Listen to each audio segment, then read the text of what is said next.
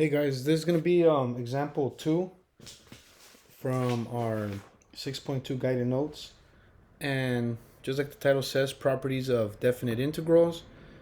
These are some properties that we have. You already seen some of them in action in terms of like the area, right?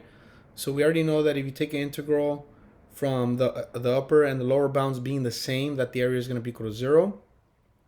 For number 2, um, the integral on AB is going to be the opposite, or if it's flipped, if you're taking the integral from b to a of f of x dx, then you're going to get, it's going to be equal to the negative integral from a to b. And normally we're given a to b, and we have to kind of figure out what the integral from b to a is.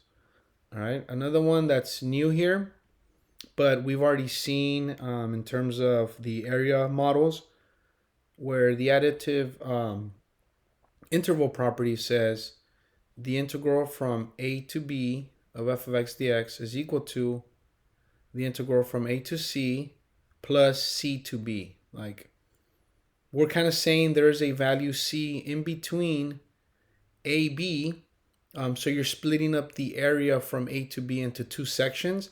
So the integral from a to b would just be the sum of those two sections, right? And again, don't get too confused by this. You've already seen it.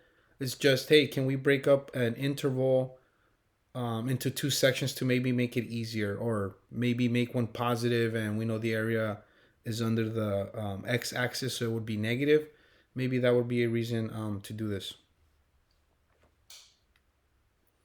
Okay, the other properties, if we're taking the integral of a function from a to b, and we could factor out a constant, a k, for example, we could say that that integral is just the constant times the integral of f of x dx.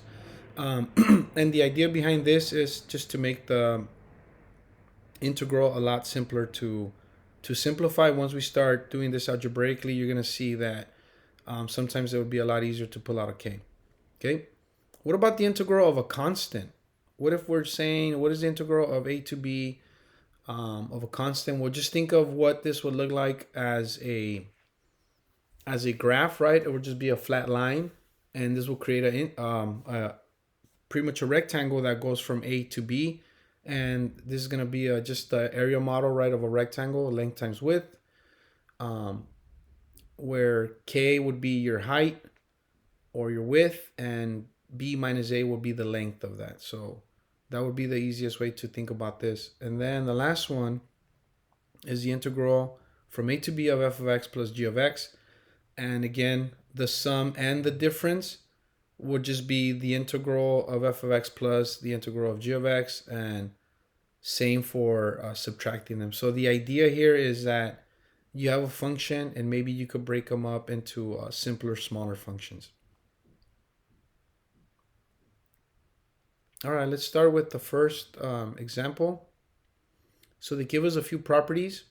All right, they tell us the integral of f of x dx from a to b is 8, from a to b of g of x is -3, and from a to b of h of x is 5/2. So they want us to answer the question, what is the integral from b to a of g of x dx? Well, we see that we already see one of those properties, right? Actually, this one, we want to get the integral from b to a. Well, that's the opposite of a to b, but we know the property we're going to use there. So the integral from b to a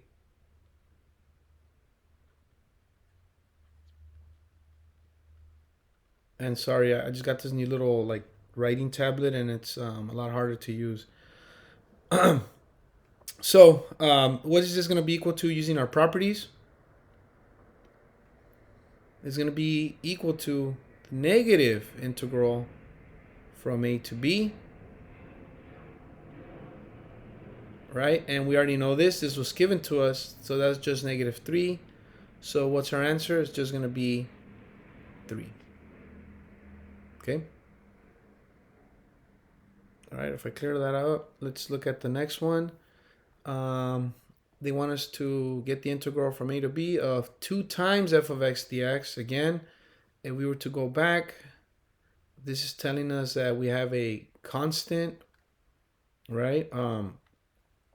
We have a constant, so we could take that constant out. This would be property number 4, and just take the integral of f of x. So in this case, I use that.